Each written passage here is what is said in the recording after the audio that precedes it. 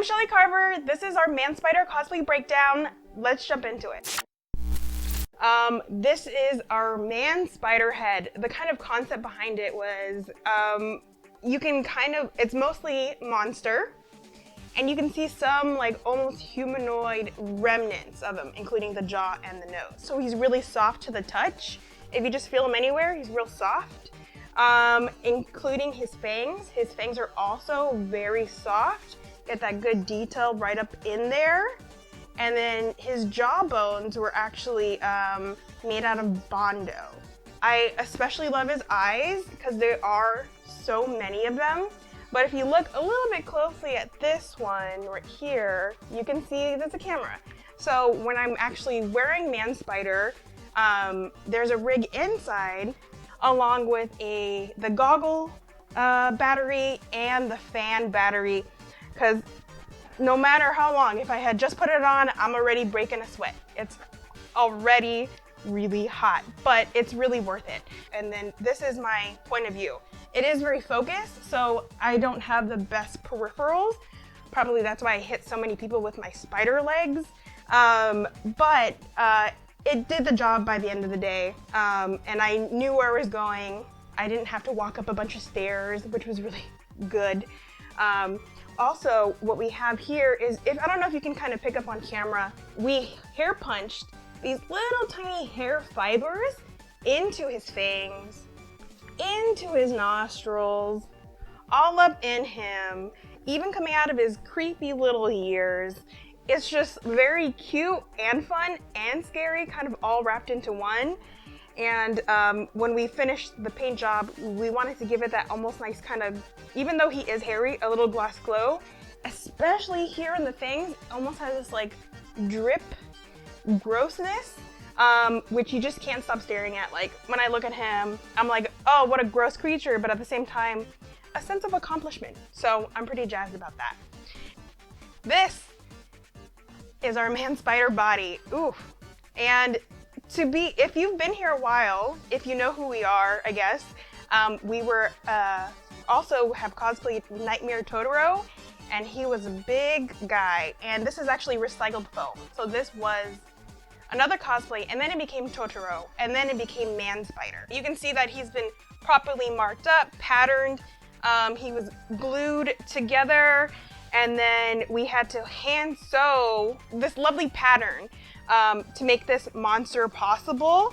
And what was so funny is that since we haven't sewn so much fur before, other than Totoro, and then this one, we got proper compliments from those in the furry community that the hair was lying the right way, which I'm really proud of. Like, if you get a compliment from a furry regarding your furry costume when you're not like completely intentionally intending to do that, what a treat. And it's so funny because I'm in the winter and this is so warm, but as we all know, con season is April through August, and it was hot to wear, really hot to wear, and everyone asks, oh, you must be very hot, and the answer is yes, 1,000 times yes. But again, really worth it. So much went into it. And you know, you do it for the struggle, you do it for the love. The back. So this is the back of him. So the way we put him on was kind of like a shirt. Okay? And then this is the back of the shirt. You can see the zipper. So I would put it on very simply like that, and then put it on. And then if you see right here, these like weird little things, these is when I had a harness underneath.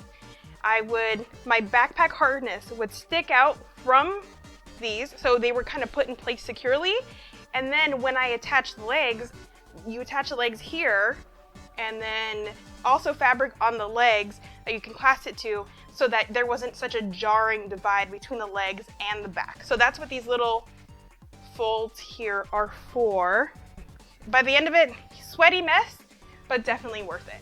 Now let's talk about Man Spider's legs, or a con goer's worst nightmare. Okay, so this is our fully articulate Man Spider leg. The base of it, the foundation, is a PVC pipe that's going down. The joints are actually golf ball joints, and we use spring for tension. the girth of the legs are pulled noodles. You can see that in this detail right here, pulled noodles. This is the base of the leg that would adhere to the back of the body, like I was talking about earlier. So with this tension, you can kind of move it into any position. Did this work all of the time? No, but it looked cool 100% of the time. And these little points are actually like 4 layers of foam that we glued together and then like had this nice scorched with like a torch kind of thing to give it this good fine point. And he's really rough, he's really like tough. So if anyone out there who we went to a con with and actually were hit by these, I apologize, but don't I look cool? I think I look very cool. Okay, now let's talk about the foundation of the Man Spider costume, and I'm talking about the harness.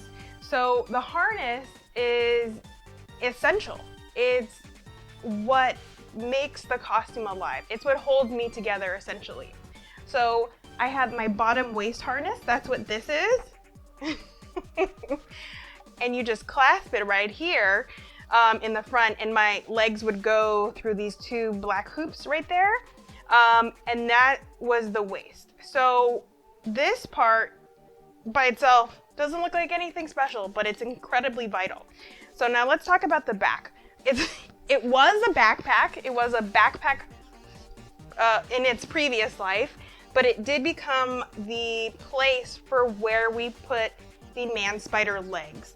So I would put it on like this, essentially, and then clasp it to my lower harness, my waist harness, and then essentially I would be all covered up. And it's kind of sucks because no one ever saw it because it was under the grand Man Spider, but without this, Man Spider wouldn't be Man Spider. And then the iconic Spider-Man suit that we tore up, we had to tear it up to just fit in it, really, because the body was so bulky because of the foam, but we wanted the hair to come through. We did that so that it looked like he was in pain. It looked like he broke out. It looked like, you know, it was a struggle. We had to cut off the arms to fit the arms through, as you can see here. We got this really nice, we wanted the symbol to still be present, even though the colors are really iconic. We still wanted the symbol to be present, but we still wanted the fur to be popping out, almost like wolf-like. And then we just kind of topped it off with basic red shoes. We got these on Amazon. You needed comfy con shoes. Nothing around me was 100% comfy. These are probably the most comfy things that I was wearing. Again, just really basic red shoes, but again, it turned out great. It turned out awesome. I took a lot of fun pictures as Man Spider. I met a lot of cool people. People wanted to hold me. That was really fun, and people were like checking in on me. It was a really good time, and I'm really glad that I got to be Man Spider and got to share it with people who were just like, oh my god, it's so cool, and it's so scary, get away from me, and kill it with fire. That's probably my favorite one. Kill it with fire. I feel like I've made it. And don't you go anywhere. We are gonna try on Man Spider. You're gonna see all the little steps it takes to get into the swing of things.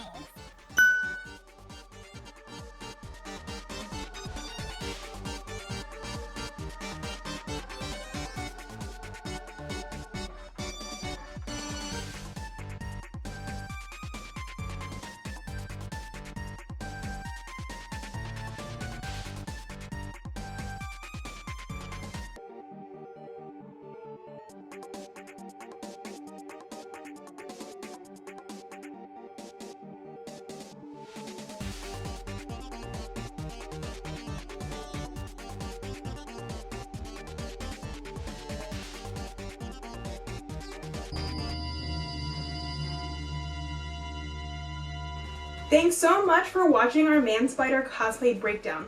Were there any questions that you wanted to ask? Please let us know down in the comments below.